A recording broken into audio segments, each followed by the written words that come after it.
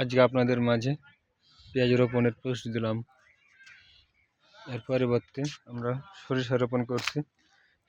সরিষা রোপণের একটি পোস্ট দেব। যদি ভালো লেগে থাকে অবশ্যই লাইক কমেন্ট করবেন বন্ধুরা।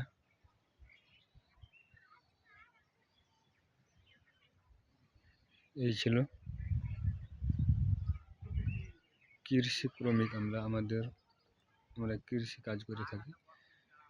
কৃষি বলতে আমরা সব রকমের ফসল ফলাই, শাক সবজি করি, বাঁধাকপি রোপণ করি, পেঁয়াজ করি, পাট করি, ধান করি, সব এ ধরনের আমরা ফসল আবাদ করে থাকি।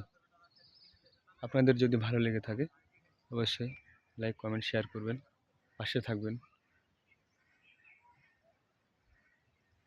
আমাদের মাঝে জানার জন্য কি বীজ লাগবে যদি জানার ইচ্ছে থাকে, কেউ যদি রোগ না সারাইতে পারে ফসলের, আমার এই প্রোফাইলে নক দেবে, আমি বলে দেবো কি সমস্যা আর কি বীজ দেবে, আমি বলে দেবো।